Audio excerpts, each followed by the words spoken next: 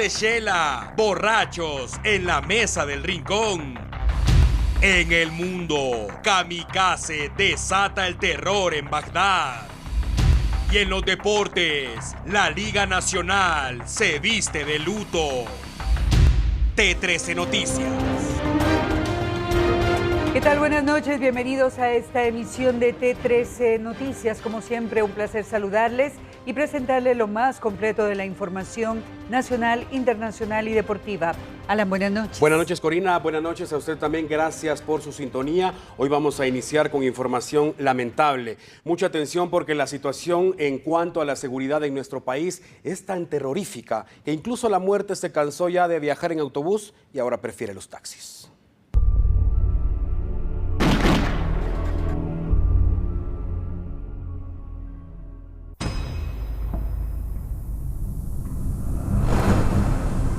En Guatemala la muerte viaja en autobús constantemente, pero cuando su presencia es demasiado evidente, lo hace en taxi. Sus militantes siguen prefiriendo las motocicletas.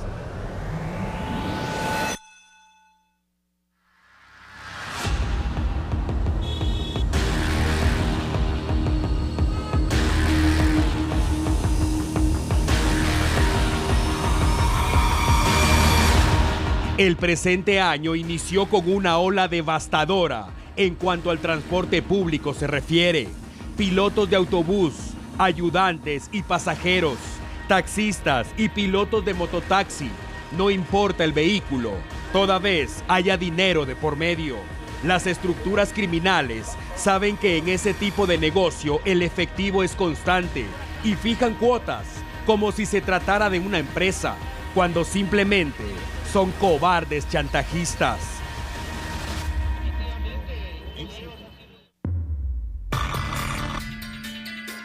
Sin embargo, y pese a ello, se han organizado de tal manera que existen personas encargadas de entregar teléfonos móviles. Hay encargados de realizar las llamadas intimidatorias, responsables de realizar el cobro, asesinos a sueldo que se encargan de ejecutar a todo aquel que no acceda al pago. Y por supuesto, hay autores materiales, los encargados de girar las órdenes. Es difícil para las autoridades erradicar ese flagelo si no hay una denuncia y sobre todo cuando se duerme con el enemigo. En repetidas ocasiones ha quedado evidenciado que algunos pilotos también integran las estructuras criminales. Pero ¿qué pasa con ese tema? ¿Hablamos de infiltrados de las mafias o pilotos sedientos de aumentar sus ganancias cueste lo que cueste, que terminan vendiendo a sus compañeros de trabajo?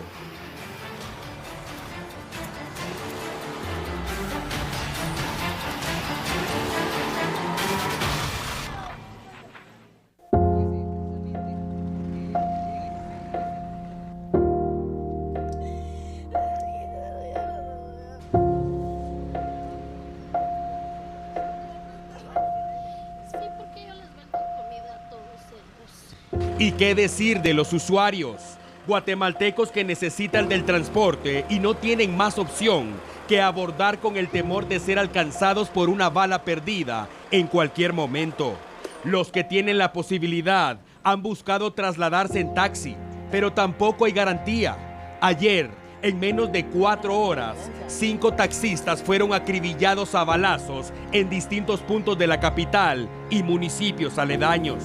5 vidas apagadas en cuestión de horas, pueblo de Guatemala.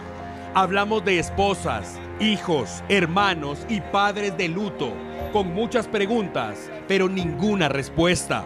5 familias que gritan y exigen justicia. 5 historias manchadas de sangre, mientras la muerte, sus militantes, el miedo, el dolor y la impotencia celebran otra jornada sangrienta.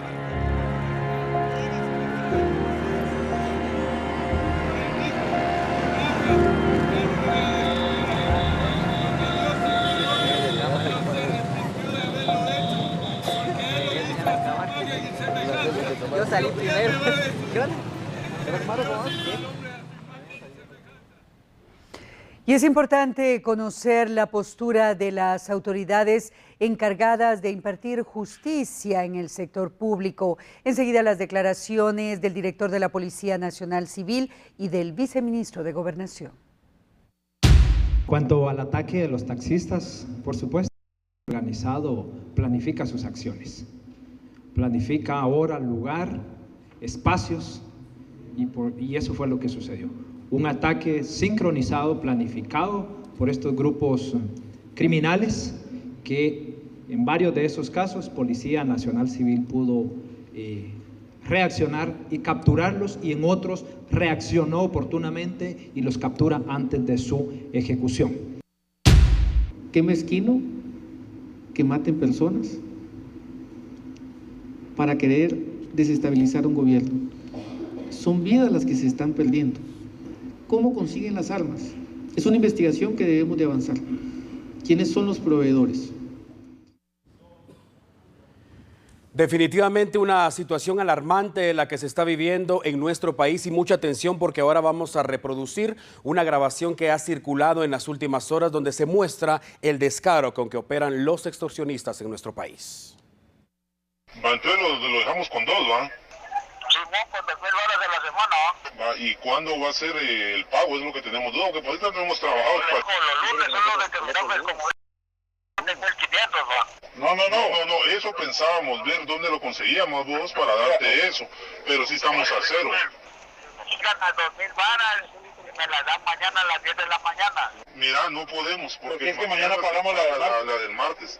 Entonces, te soy sincero, toda la madre no hay chance, estamos acabados ahorita. Oye, viejo, pero mira, pues ya de que ya comenzamos con los peros, pues vos sabés de que también como personas estamos hablando, porque si fuera otro, pues ya, mira, no querés más rato, pues vos sabés, vaya que yo estoy dialogando con cualquiera, si no colaboran ahí dejando, les vamos a ir a sacar la meta, pero yo sé por qué te estoy hablando y todo, va viejo, porque eso es de la casaca más que todo, ¿me entiendes? Sí, bueno, pues lo que estamos tratando es evitar eso, vamos. No, eso es lo que estamos tratando, vamos, de que ya no pase nada entre nosotros, ¿va?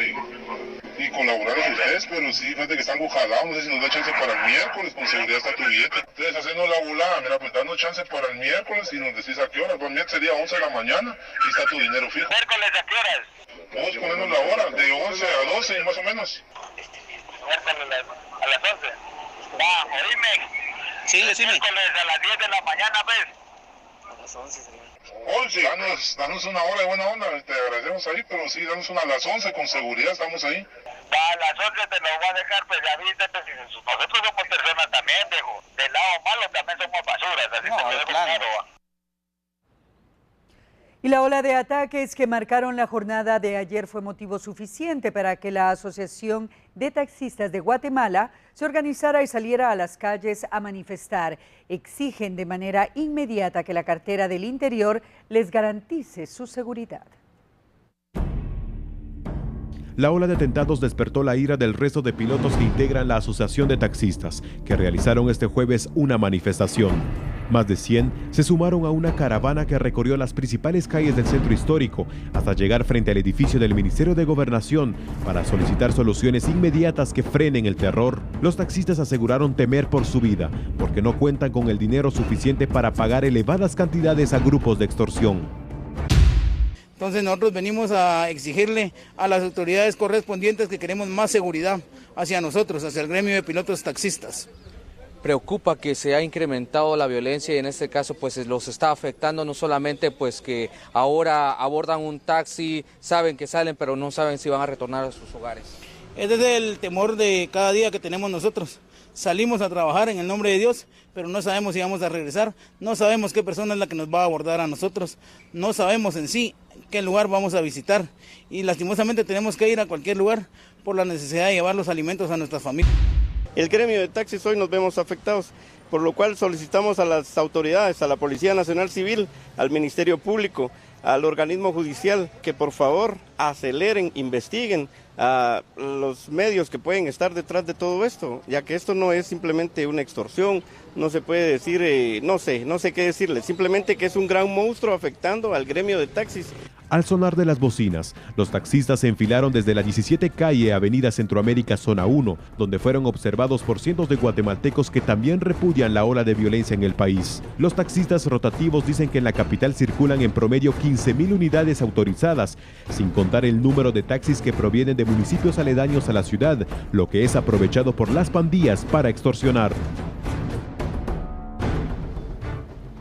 Y preste mucha atención porque continuamos hablando de este tema y a continuación en la pantalla le mostramos cifras alarmantes. Definitivamente cómo cerró el 2016 con esos ataques. Ahí lo tiene usted, pilotos de autobús, 39 víctimas mortales que nos dejó el año pasado, 17 ayudantes. También los pasajeros de autobús, 15 fallecieron el año pasado. Dueños de autobús también fueron atacados, 3 en el 2016. Pilotos de taxi fueron 22 y también pilotos de mototaxi que fueron acosados por esta ola de violencia. Son 29 fallecimientos violentos durante el 2016. Cifras definitivamente alarmantes y vamos también a mostrarle en pantalla esta tabla que nos refleja cómo va este 2017 en el cual la ola de violencia no se detiene. En menos de 2 meses que van del año son 11 ya pilotos de autobús fallecidos por estos ataques, 3 ayudantes, también los pasajeros de autobús han sufrido, son 5 ya. Dueños de autobús todavía no se reportan. En cuanto a pilotos de taxi, en estos últimos días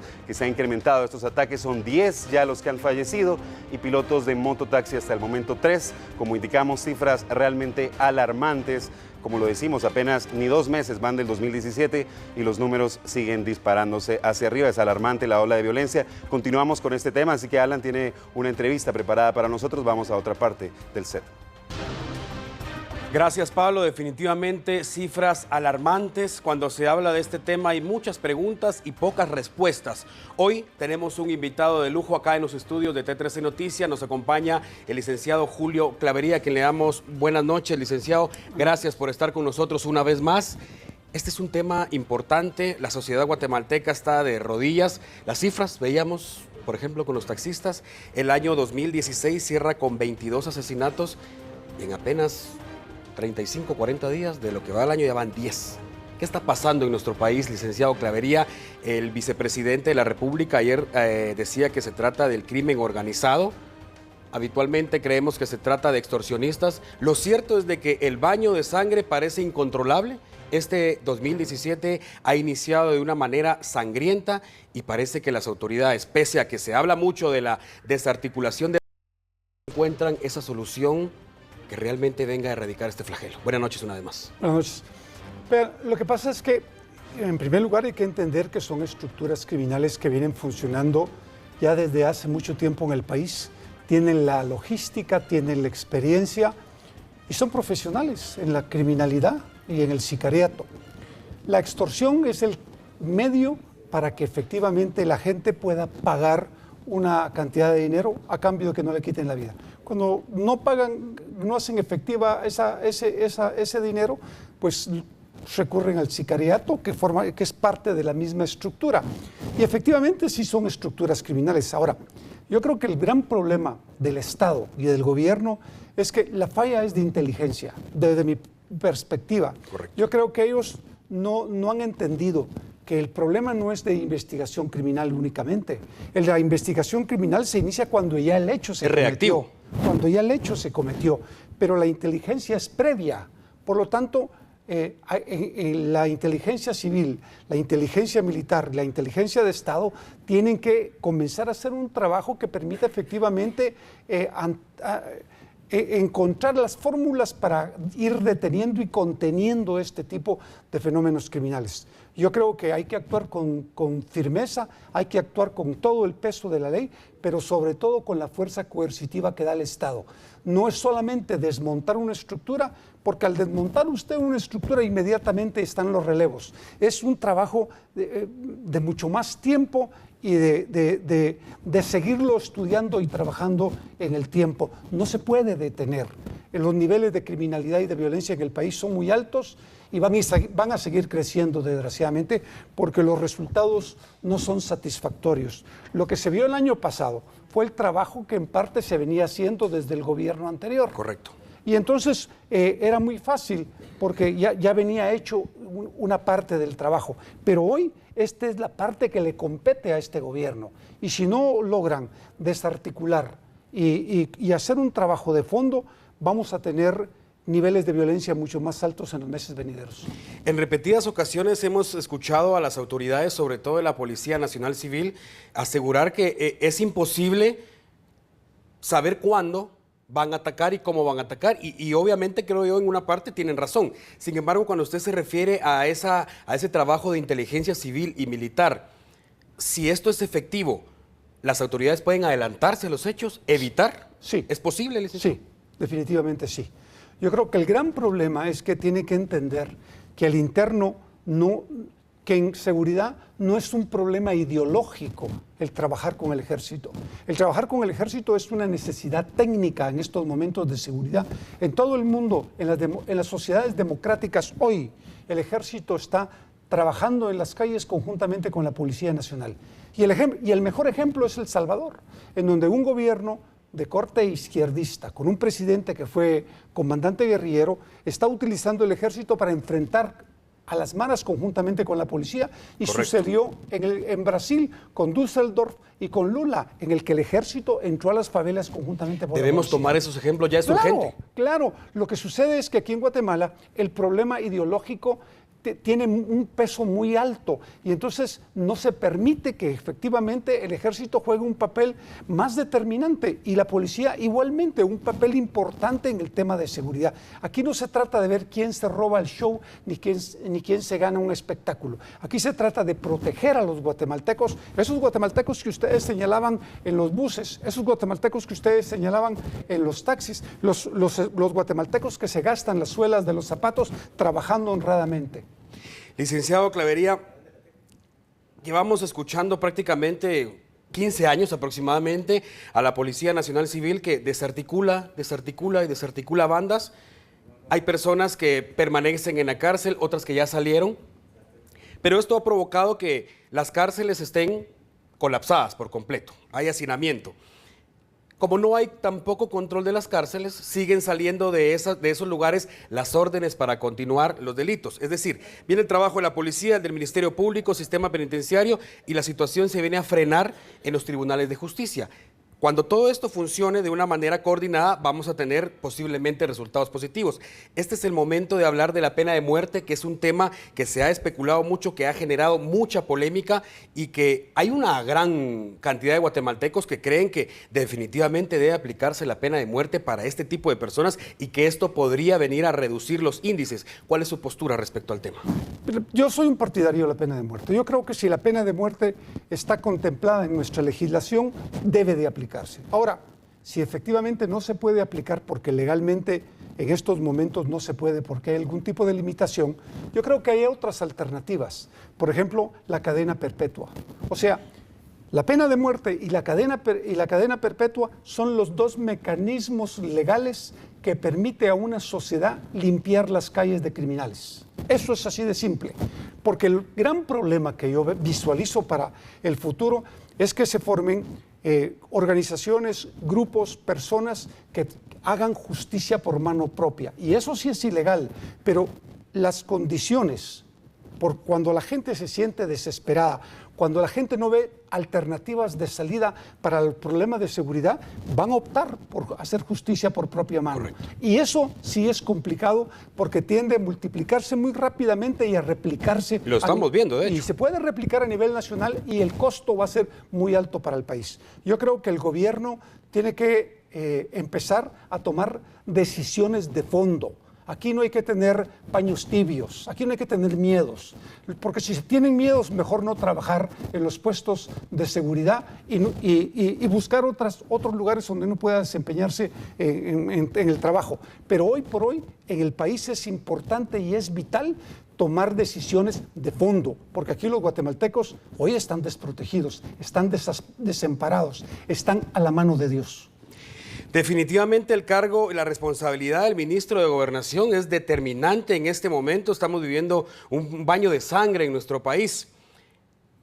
Si las autoridades del Ministerio de Gobernación no cambian su forma de trabajar, ¿hacia dónde vamos, licenciado Clavería? ¿Cómo vamos a finalizar este año? Yo creo que mucho antes va a haber un incremento de la criminalidad y la violencia muy fuerte.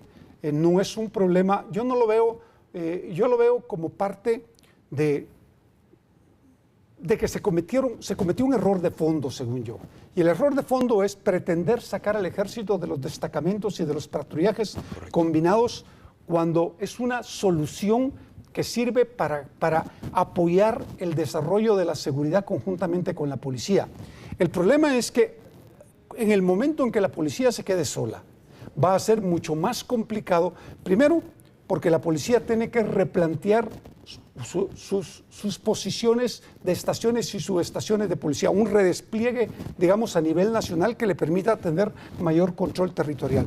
Pero segundo, tiene que tener gente experimentada para poder hacer los patrullajes y perseguir a esta gente. Y tercero, al interno mismo de la policía, tienen que haber investigaciones porque hay redes criminales que están trabajando en concordancia con la criminalidad en el país. Y eso es una realidad que no se puede negar. Y yo entiendo el trabajo que están haciendo la cúpula de la policía, pero no está fácil, ni es fácil al interno de la propia policía. Tenemos una última pregunta antes de finalizar. Licenciado Clavería, un minuto más antes de ir a la pausa. Es evidente que la Policía Nacional Civil no cuenta con el personal suficiente. Estamos hablando de aproximadamente 28,000 agentes para garantizar la seguridad de más de 37,000. Descontando las personas, los que están enfermos, los que cuidan personalidades. Se maneja un promedio de 28,000 agentes activos que no están en oficina y que están en las calles. Es correcto. Para resguardar a más de 17 millones de personas. Evidentemente no hay el suficiente personal. Haber retirado al ejército, a la policía, el apoyo del ejército, para muchas personas es un error. No hay presupuesto suficiente, según lo indican las autoridades, reciben un país bastante golpeado. ¿Qué hace falta en nuestro país para erradicar la violencia de raíz? ¿Dinero? ¿Voluntad, licenciado Clavería? Yo diría que las dos cosas. Yo creo que es un problema, primero, financiero, y en segundo lugar es un problema de voluntad política. Si no se le entra al fondo de la problemática, no se va a solucionar el problema. Aquí, vuelvo a repetirlo, hay que entrarle con la fuerza coercitiva del Estado, con todo el peso de la ley, y a los criminales hay que tratarlos como lo que son, criminales. Las autoridades de gobernación deben olvidar el miedo y trabajar con fuerzas y no buscar otra fuente de trabajo, como lo indicaba usted.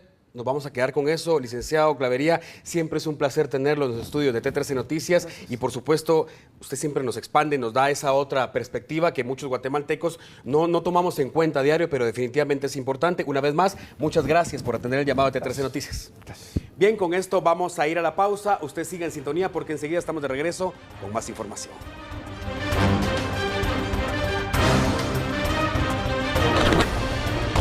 Como Procurador de los Derechos Humanos, me uno a la felicitación de T13 Noticias en este 11º aniversario. Agradecemos no solo como institución, sino en representación de mucha de la ciudadanía, agradecer su responsabilidad y el conocimiento que nos dan de la situación nacional e internacional. Muchas felicidades.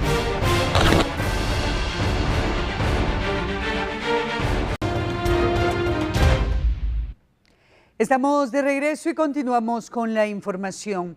Cada 15 de febrero se conmemora a nivel internacional la lucha contra el cáncer infantil. Muchas personas portan una moña o adornan las fachadas de los edificios con un manto color amarillo en señal de apoyo a todos aquellos pequeños que luchan contra esta enfermedad. Cada 15 de febrero se celebra el Día Internacional de la Lucha contra el Cáncer Infantil, que tiene como objetivo sensibilizar y concientizar sobre los desafíos a los que se enfrentan los niños y adolescentes y sus familias. Según la Organización Internacional del Cáncer Infantil, todo niño con cáncer merece la mejor atención médica y psicológica, independientemente de su país de origen, raza, estatus económico o clase social. La Organización Mundial de la Salud estima que esta enfermedad es causante del 13% de todas las muertes a nivel mundial y cada año se presentan 160,000 casos nuevos. Los síntomas del cáncer infantil varían de acuerdo a su ubicación y el daño que la enfermedad ha provocado. En algunos casos se manifiesta cuando está en niveles avanzados. Los expertos recomiendan entonces estar atentos a las siguientes señales: pérdida inexplicable de peso, dolor general y recurrente, palidez y cansancio, falta de apetito, moretones, fiebre sin razón aparente. El cáncer infantil puede ser tratado si se detecta a tiempo. En esta importante fecha es de remarcar la valentía, la entereza y el ímpetu con que los niños y sus familias enfrentan esta dura enfermedad.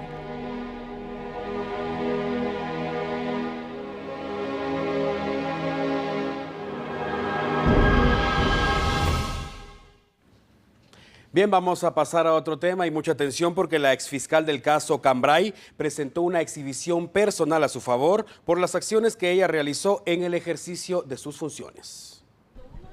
La exrepresentante del ente responsable de la persecución penal considera que la investigación ilícita es por acciones y decisiones que se tomaron en el caso El Cambray 2. Una incongruencia que existía por parte de Conred, ya que ellos manifestaban que habían hecho la advertencia a la municipalidad, pero al momento que hacen la advertencia ellos advierten que se va a caer una montaña. Cuando se va a hacer una inspección se determina que probablemente la que se cayó no es la que ellos habían advertido en su momento. Entonces esta situación necesitaba llevarse a cabo una planimetría.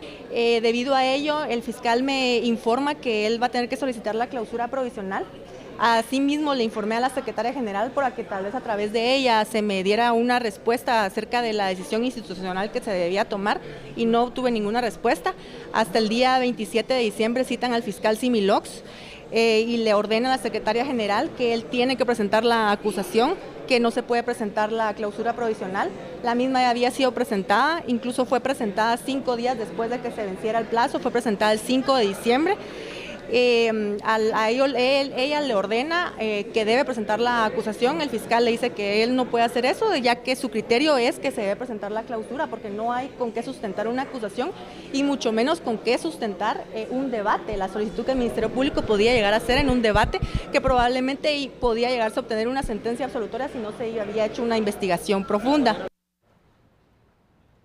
Y en otro tema, con 1 hora de retraso, inició la sesión donde se esperaba fueran aprobadas las reformas a la Constitución por parte de los diputados. Varios sectores de la sociedad se dieron cita. A que no quieren darle la modernización, la Constitución política a la República de Guatemala. Lamentablemente, la gente capitalina no sabe, no tiene ese acercamiento con pueblos indígenas en cuanto al sistema que nosotros trabajamos y usamos en nuestros pueblos. El jefe de la CICIG, Iván Velázquez, y el procurador de los derechos humanos, Jorge de León Duque, llegaron al despacho del presidente del Congreso de la República para observar la discusión de las reformas a la Constitución. Sabemos que hay una responsabilidad histórica del Congreso de la República en cualquier sentido en que tome las decisiones, en cualquier sentido en que se pronuncien en las votaciones.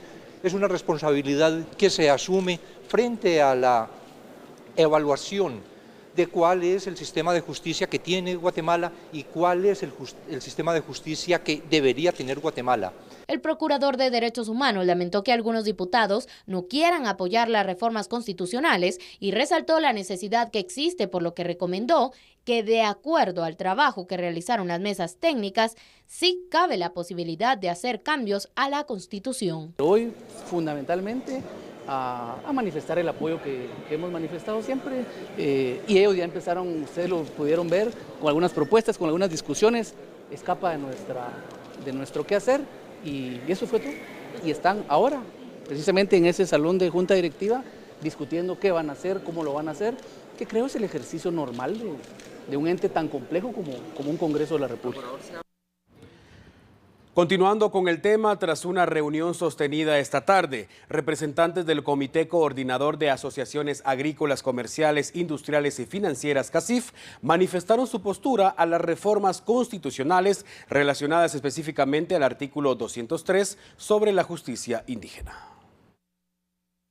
Tenemos que recordar también que hay todavía serias dudas sobre cómo se va a trabajar la coordinación en aspectos de crimen organizado, de narcotráfico, que sabemos que en algunas jurisdicciones indígenas, por supuesto, pues hay paso de narcotráfico, especialmente en el altiplano guatemalteco, en las fronteras con México, cómo estas autoridades van a empezar a coordinar de mejor manera con la autoridad ordinaria y poder de alguna forma empezar a fortalecer el sistema de justicia. En el caso del artículo 3 de la iniciativa de reforma constitucional, que se refiere a la modificación del artículo 203, nuestra posición es que ese artículo primero es un artículo que evidentemente polémico, en el que hay opiniones muy diferentes y en la cual a nuestro criterio hay dudas razonables que hemos planteado y a las cuales no se le ha dado una respuesta concreta.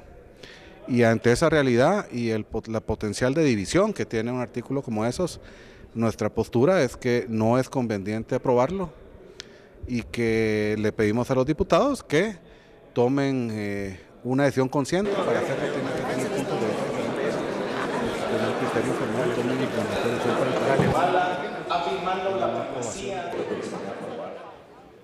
Los diputados del Congreso de la República no lograron aprobar hoy enmiendas al artículo 203 de las reformas constitucionales. Los diputados, tras un fuerte debate, no lograron aprobar las dos enmiendas que existían para el artículo 203, que contempla el reconocimiento de jurisdicción de los pueblos indígenas para impartir justicia. Se presentaron dos enmiendas a través de una moción, las cuales tenían que entrar a votación y no llegó a la votación para conocer las enmiendas. Lo que procedía en este caso es entrar a votar el artículo original de la propuesta. Entonces vamos a continuar el otro miércoles, vamos a seguir buscando los consensos. Hemos hecho una labor, pero hoy no vemos que tampoco se respetan. Aquí están las firmas de las bancadas en las enmiendas. Entonces vamos a continuar el próximo miércoles con la discusión, el debate. A pesar que existían los consensos entre jefes de bloque para aprobar las enmiendas, el panorama dentro del hemiciclo fue distinto. La Junta Directiva espera el próximo miércoles continuar con la discusión. Como era de esperar, yo creo que iba a ser una sesión muy intensa. Hoy seguimos con la discusión del artículo 3. Plenamente no pasó nada, nos quedamos en el mismo lugar de inicio, pero es normal. Yo creo que en una democracia se debe discutir, se deben analizar y se deben llegar a consensos.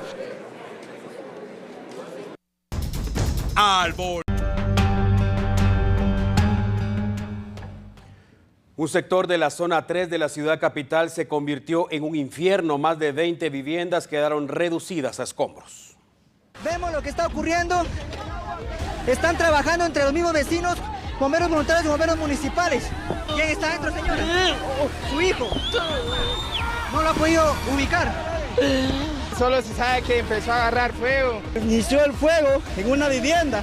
No sabemos si fue por gas propano, por una mala conexión eléctrica. Los socorristas lucharon por más de 60 minutos para lograr apagar las llamas, que consumieron más de 23 viviendas en el asentamiento Shalom, en la zona 3 capitalina. El pequeño barrio se convirtió en un infierno en cuestión de segundos y decenas de familias lo perdieron todo. Algunos aseguran que el incendio inició por un cortocircuito en el fluido eléctrico. También se habla de una fuga de gas. Sin embargo, es algo que deberán investigar las autoridades y comprobar mediante pruebas. Lo más lamentable acá es que varias familias descansan esta noche en un albergue sin tener la convicción de saber si tendrán un lugar donde vivir mañana. La realidad es bastante cruda y cruel. Las llamas no solo acabaron con sus viviendas y los dejaron solo con la ropa puesta, sino hablamos que en esas humildes casas se derrumbaron recuerdos, las memorias se volvieron ceniza y solo queda levantar la cabeza y seguir adelante. Ambas compañías de socorristas trabajaron como un solo equipo para lograr sofocar el siniestro que por fortuna no dejó víctimas mortales. Aseguran haber utilizado más de 10 de agua para controlar la situación y evitar que cualquier conato de incendio los pusiera en aprietos de nuevo. Los paramédicos únicamente tuvieron que atender a personas con algunos golpes e intoxicación por la inhalación de humo. El caso ocurre a menos de 2 meses de haberse registrado un hecho similar a finales del mes de diciembre del año pasado. En aquella ocasión, 34 viviendas quedaron reducidas a cenizas.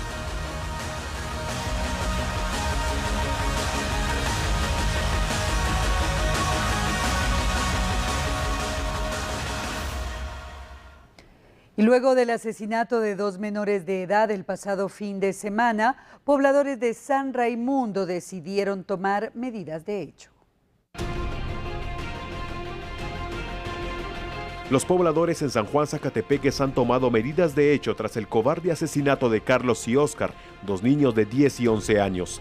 Una de las acciones es obligar a quienes conducen un vehículo en el municipio a mantener los vidrios abajo para detectar, según ellos, a personas sospechosas. Sin embargo, la policía asegura que esta medida podría llegar al punto de violar los derechos de los automovilistas, por lo que solicitan a la población confiar en el trabajo de las autoridades. Pues definitivamente el derecho a organizarse es un derecho constitucional de todos los ciudadanos guatemaltecos, pero cuando organizados asumen un papel que no les corresponde, sino corresponde a las instituciones, en este caso de seguridad, pues hay una violación, por supuesto, al ordenamiento jurídico de nuestro país, y en este caso nos corresponde, en primer orden, establecer si realmente está sucediendo esto y, por supuesto, hacer los acercamientos con los líderes sociales para que depongan estas medidas, porque hay una violación flagrante a los derechos y libertades de todos los ciudadanos que transitan en ese sector. Ramos dijo que se encuentran tras la pista de los responsables de la muerte de los 2 niños. Pero es una función que corresponde con exclusividad a las instituciones de seguridad y justicia, aquel llamado a la sociedad de San Juan que confíen en sus instituciones, que estamos trabajando, que estamos avanzando en ese proceso investigativo y en el menor tiempo posible tendremos los resultados que están pidiendo. La policía buscará un acercamiento con la población de San Juan Zacatepeques para evitar incidentes que puedan llegar a ser un delito, como el asesinar a un presunto delincuente.